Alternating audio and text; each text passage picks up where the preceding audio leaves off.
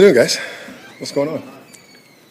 Raheem, just going back to Sunday for a minute, what did you like about that week of practice you guys had, sort of an adverse situation as minus Darius, and how did you guys come up with sort of that vision for the rotation you used? Jordan, it's kind of cool around here. That practice is always really similar. These guys come out with the right mindset, the right attitude.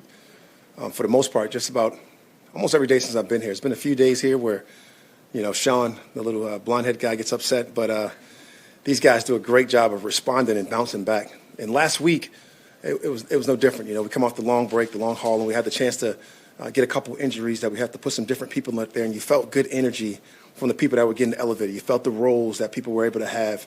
Were able to give you a couple whispers of the Burgesses, the double Ds, snuck him in there and got him a little bunch of reps. But, you felt great energy from the guys, and you felt that you knew you would get it because of how this unit is and how these people are around here and how the leaders are, the ADs of the world, the Jalen Ramseys of the world, the Bash, the Fullers. Those guys, they bring these guys along, and these guys stay right onto the game plan every single week, and you get great energy out of them from practice, and it just turned over and went into the game and was able to show up in a big way. Through 6 games, how would you assess what this defense is? It's never a sense of 6 games. It's a daily continuing to get better every single day for us, for me, for all of us. And we got to continue to constantly to get better each week. I think in this league, humble pie is, 7 days away. So you better come and find out how to get better all the time. So when we go to practice, it's for that particular week. You never really worry about 6 weeks. You go back and, of course, you study yourself. You evaluate what you can do better. You evaluate what looks good, what doesn't look good, some of the things you want to do better. But it's a constant evaluation for me throughout the season. So I'm not sure if I can actually do a 6 weeks deal. I feel about stats. They're for losers. But I really think that these guys, they're getting better every single week. I'm seeing different people grow. I'm seeing different people step up. And I think that's what a good quality football team does every single week. Looks like Ashawn Robinson's snap count has been down, and I guess games and Hoyt have been up. What's going on there? I wouldn't even know about a snap count. We have roles in our defense. We have certain things that we do. I think Ashawn has really been playing really good football for us. So it wouldn't be a result of a coach saying to get him less snaps. But if we're in a pass rush situation, I probably want to see a little bit more Hoyt than I want to see Ashawn. But we're in a run situation, definitely want to see more Ashawn.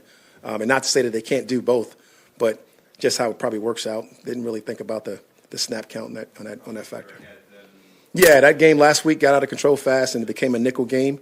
You got a chance to see more 4-down rush, and it's a good chance for Ashawn to rest. But I guess somewhat along the same lines, you weren't here for the many years of Michael Brockers, but what's your sense of what the effect has been of his departure? Oh, man, I wasn't here for a short time with Michael Brockers, and I just love the energy. I love who he was when I was here for the small amount of time that I was with him. Just his energy every day. This type of stuff that you hear outside the hallway is probably where Michael Brockers would be. But I heard he was a great character, a great leader in our locker room. Kind of the energy, the life force for us. And he's legendary for his stretch routines. And then on the field, what did you have to replace? It was the power, the strength. He had to do it with multiple people, like everybody else that left and departed, and people that get hurt. You want to do it with multiple people. Ashawn's one of the people that you do it with, Jonah Williams, Mike Hoyt, all those guys that you mentioned. You have to fill those guys and fill those roles and get them out there. Brock was a special player for Ram for a long time, and all these guys, they got a lot of love for him. Raheem, I know you touched on this before, especially back in training camp, but as you've gotten to know him better, how would you describe Leonard Floyd? The silent assassin that is quietly warming up to me and coming to me more, being more vocal. A guy easily challenged. If you give him a challenge, he responds like no other. That first play of the game was a great result of it. The night before the game, you try to give him the keys to the game, and you talk about how you're going to move forward and how you're going to do things. And I told him flat out, hey, I'm going to call this pressure, and you're going to be the guy. You're going to come off the edge. You're going to get past 19 really solid, or you're going to grab a tackle, or whatever the case may be, or you get the tackle, and you'll beat him. You'll go around him and get a sack fumble, and he absolutely did that. He responds that way. He responds to great challenges as far as setting edges. I think the more and more you can point out some of his flaws, the better player you'll get the following week or the next day. The more and more you're able to talk to him, he just wants to respond for his coaches, for his unit, for his guys. He's so protective of his guys, it's unbelievable. When you talk about that room, that outside linebacker, you're directly talking to him. and he takes it that way, and it is fun to watch him lead that way, and that quiet style demeanor that people really don't know about, until you get a chance to sit down and look at him, observe, and then finally comes to you and talks. And Matthew, last week after the game was sort of almost chuckling, maybe in relief of it, that he doesn't have to face him anymore and all of that, because he described him as like sort of this like really like looming, imposing presence. What is it like for a defense to have a guy who fits that mold? The guy who is going to be silent, but also just very imposing presence standing there in his uniform. We got a term for guys like him. We used to call him a barnyard bully. He's kind of one of those guys who he comes to work and you know exactly what he's going to do. He's going to go hard. He's going to take the field like it's his last play every single time. He's going to come off of that edge. He's going to roll. He's going to do everything he can to win that football game and whatever it takes to win that snap. He's just that kind of guy. So to have that guy in your football team is a lot of fun. Some of the things I didn't know about coming in about him, that he's going to go to exhaustion. You talk about D linemen rushing until their heart collapsed, but this guy, he goes hard all the time, every time. And sometimes he looks like he's tired, and he's just gathering himself, and he comes back and he's ready to go. But he's just fun to be around, Jordan. I don't know how to describe him. Raheem, how does Dante Dion go from a practice squad guy to playing the second most defensive snaps for you? I think you guys think we're joking, man, when we talk about forming his team and talking about everybody from the practice squad, from the back end of the roster to everybody in his team being a part of it. And if you get a chance to get in that 48, how do you keep you guys? And how do you formulate getting the amount of people, those reps? We meant it, man, when we kept these guys. Like, all these guys that we got on our roster we think can play for us. All these guys that we got on our roster may at one point get an opportunity because of either injury or advancement from practice and how hard they go. So when Dante Dion came back off that small injury he had from training camp, to go to the practice squad, to go over there and give Sean as much work as you can give him on offense, to come with us, to get some small roles on defense, to finally being elevated to a guy we knew we were going to flex, and he falls into that role of dime, and he's going out there playing, and he's playing absolutely lights out and doing a great job for us. Like, people get opportunities, and sometimes you get opportunities taken away, and you got to capitalize when you get those small roles, and they become bigger and bigger every single time. That's exactly what he did. Yeah, a couple more. So I know that your focus is on this week and this year Sure. job, but you've been an NFL coach. Sure. You've coached in college. Is your goal just eventually to become an NFL head coach again, or are you open to the possibility of taking over a major college football program? You're right. I have been. Because your personality, You are. in terms of recruiting. You are unbelievable. That's a great compliment you're giving me right here with a question form. But you're absolutely right. I am focused on the Rams and like winning football games in the next week. And I think the best coaches in our profession, they do that.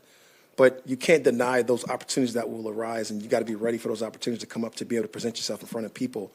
And I certainly will welcome those when they come, and if they come, and if you're fortunate enough in this league to come. I think sometimes people get kind of blown away by the thought that you should be in that position or you should get an opportunity, as opposed to going out there and earning the opportunity and taking advantage of when they do come. So I'm a moment guy, and right now I'm focused completely on the Detroit Lions and going out there and trying to get a win. Being in the moment of when that time comes, I'll hopefully be there and have to make that decision when it comes. But, right now I just want to be my best self at the job that I'm doing right now, and I appreciate that compliment from you. But just so I'm clear, you would be open to hearing from having an I opportunity. think Gary's my agent today.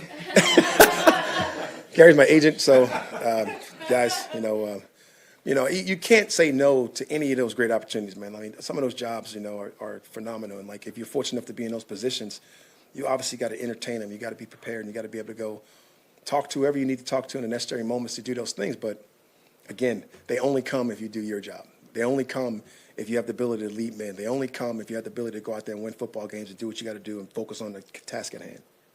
Raheem, you talked about guys who are taking advantage of their opportunities earlier. Another one is Terrell Lewis. Yeah. He's had a sack in each of the last 3 games. What do you like about what he's giving you? I'm still looking for that third sack. I don't know how they gave him that one, but it does count. He went out, man, and he's absolutely been phenomenal. Like, he's another guy that kind of taking advantage of his snap count. We've seen it go up increasingly more and more every single week, and it's a credit to him for health. It's a credit for him to taking care of himself. It's a credit to him putting his position to take advantage of the moment. And he certainly is doing that. Going out getting 3 sacks in the last 3 games or whatever it's been, they have been sweet.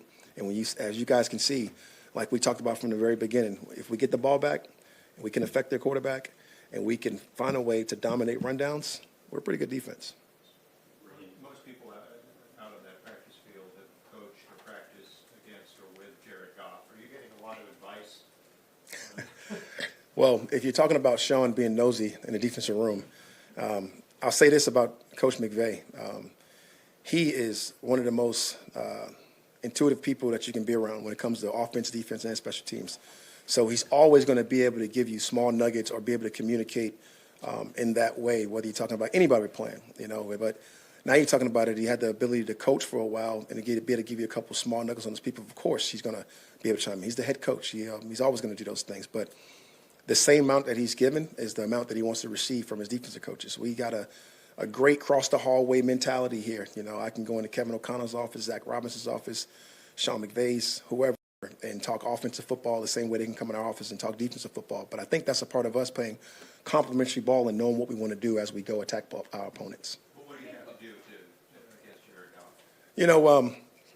The Lions have been doing a great job of staying in a bunch of tight games. Like everybody looks at the record and don't realize that these guys have played a bunch of tight games, and it's because of their run game, his ability to control the keeper game, his ability to get the ball out of his hands and get it to some of his playmakers. And we got to control that, but it's always going to go back to being about us, like we talked about again, affecting the quarterback when he becomes a passer. We're talking about controlling rundowns, and we're also talking about being able to get turnovers. Last one right here. Raheem. I don't have an LSU question, but it is an SEC-related question with Matthew Stafford. When he came in, and especially during camp when the ones, obviously you faced him before as head coach. Unfortunately, I did. I know. Yeah. But did you find anything new about him, or get any new appreciation, or anything you didn't expect? Something about him surprised you or impressed you? I was fortunate to come from Atlanta, where we had Matt Ryan, who is the definition of preparation. He's the definition of professionalism. He's the definition of going out, execution, getting the ball where it needs to go, and doing all the things that you want to do. And he got here, and I was shocked that Matt, I shouldn't have been because they're friends. I was shocked that Matt was very similar in the same way, in the same light. And he had a little pop to that arm, that he can do some throws that, that a lot of us hadn't seen before, and it's really unique. And you've seen it if you've been his opponent, but his preparation and the way he goes about his business is just phenomenal. And to watch Kevin and to watch Sean and all those guys work with him, Cooper Kupp, all of his guys, it's been fascinating to watch, and it's been fun. Not specific to the Detroit Lions offense by any means, but pre-snap motion in general for a defensive coordinator, what kind of problems can that cause? It just all depends. If we're talking about the jet motions that change your defense or change calls, if you're talking about the pre-snap shifts and the motions that occur in order to get you in different alignments or to hide their favorite place, it just all depends. You got to, when you're talking about the pre-snap motions and the things, you're trying to figure out why they're doing them, what the design of them for, or do you want to even let them make an adjustment for us? Hope that was the answer, Lance. Thanks, Raheem.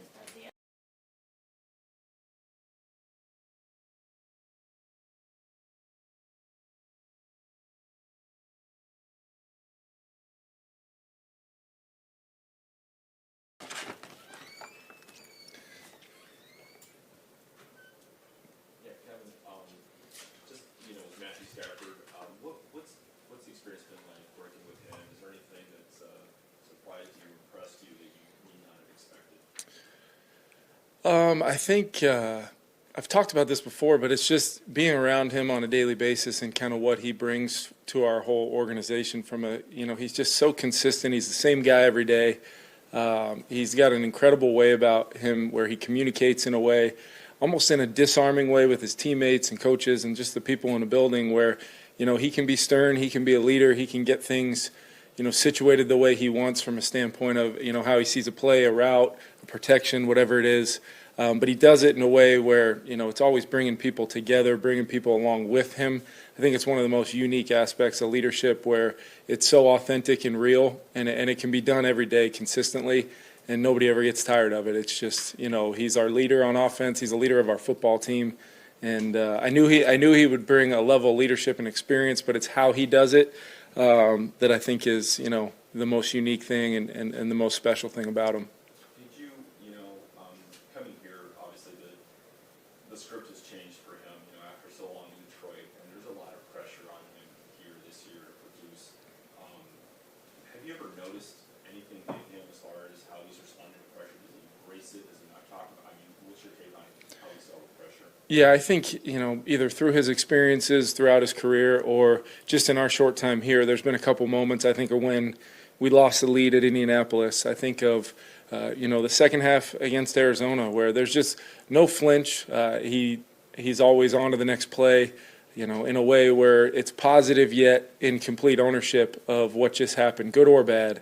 And his way to communicate, like I said, in a disarming way that I think his teammates feel provides clarity, but also a level of calm for our offense that I think comes with the experience he's had. But I've talked to a lot of people, former teammates of his, before we got him, leading into getting him, that led me to believe that that would be exactly what we got every day, and it's held true. Can you just explain a little bit about the disarming nature of it? I spent a lot of time in the locker room and kind of have a sense of humor, but can you explain that? Yeah, I think sometimes self-deprecating, whenever he can, there's never a coaching point that doesn't normally have, I could have done it better, or, man, I was terrible on that, but when we get this right in the game, this is how it'll be, or just ways of communicating in a way that, you can't really talk about, you can't really teach, but if he's talking to you about something that you did wrong and you did it wrong, you're like, man, he said that in a way that I know what I did wrong, but I also know I have confidence to go do it right the next time. And, it's what we strive for as coaches in a lot of ways, and our head coach sets the bar so high from a communication standpoint, accountability, all those things. And so to bring Matthew in and kind of pair those two guys together as the leaders of our team, I know I've felt it personally. Kind of to piggyback off of that question, Van Jefferson mentioned, like, as a young player specifically, Yeah. when he's making corrections, he never feels like he's sort of like insulting young players or talking down to them. Yep. Have you noticed that, and what does that bring into the room? I think he sees people's potential. I think he sees, Van specifically is a guy that from day one, Matthew's like, this guy's got a sky-high ceiling that we can, really, really take him to the next level, and it's a daily process. It's each period of practice, each day of the practice week leading up to Sundays, and then, you re-rack it. What could we have done better? What did you do great that we got to, figure out ways to keep replicating? That's what we're doing as coaches, but like I said, he's an extension of us, and I think, that's a good way of putting it. Van put it well of, it's a positive reinforcement when possible and positive kind of corrections when possible. And we try to do the same thing with Matthew, but as he is, he likes to be coached and coached hard. So it sets the bar high for everybody on our offense and really our team. Kind of philosophically speaking about offense, when you guys use pre-snap motion, Yep. what can that do for an offense? What kind of opportunity can that open up? Yeah, depending, I know there's all different kinds of motions, but depending on what that motion is, there's ways of unlocking maybe some disguise in the defense. There's ways of figuring out what type of defense, pressure or not, man or zone, different things that you can use in your toolbox to kind of give the QB and our play caller answers to the test before the play.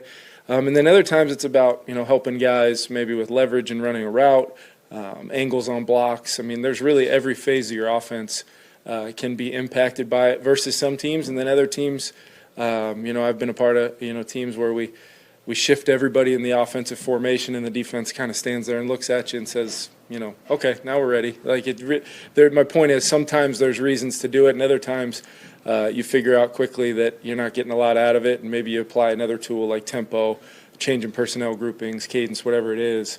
But there's a time and a place for it when it can unlock some tells for the defense and give you an advantage when possible. And depending on kind of how complicated it is, what's that like to sometimes install different places you've been in?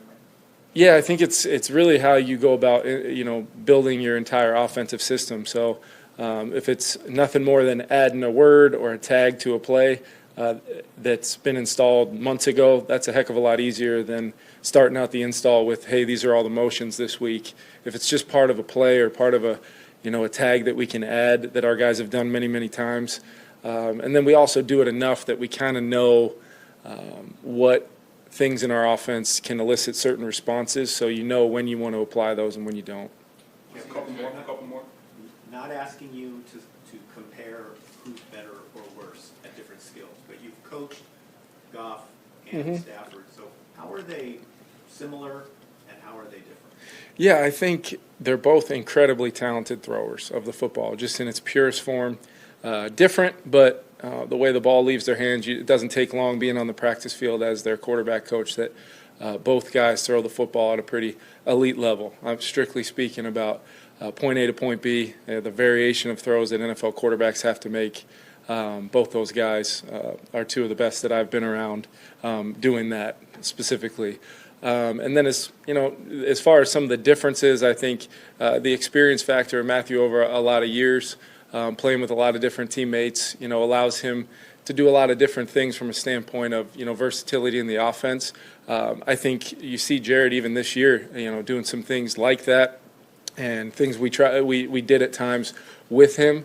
It's just a matter of experience, and he's still, people forget that, he's still a young player by the measure of, we've got one quarterback in our league that is saying he's going to play till he's 50 plus, it sounds like. So a lot of football ahead, a lot of good football ahead for both those guys. And I think it's just a matter of what makes the quarterbacks in this league unique is the ability to grow every single day. And we're seeing that with a lot of guys around the league playing at a really high level. And I think those two guys, fall right into that category. Do you have any, last two, do you have any thoughts about your own work with Jared last year and any disappointment or second thoughts about what you could have done maybe that would have made things turn out better? Absolutely. That's what you do every year as a coach. And obviously with Jared, spent a lot of time with him and coming in here new to the staff and getting a chance to work with him. We developed a great relationship on and off the field. And, it was a daily process of trying to continue to grow together. He made me a better coach. I'd like to think he took some things from me to help him and continue to progress and improve. But there's always some things. Specifically, it's hard to really kind of pinpoint without going on a long tangent here or there, but, from a communication standpoint, from a fundamental standpoint, from a, just the way you absorb game plans week in and week out, there's always things that as a teacher and a communicator that I know I could do better every single day. And that's what I strive for personally. And I think, Jared was always so good about his communication back to me that, I was able to grow, I think, from that. And I'm very thankful for our time together. Oh, yeah, absolutely. Yeah, absolutely. Last one, Drew.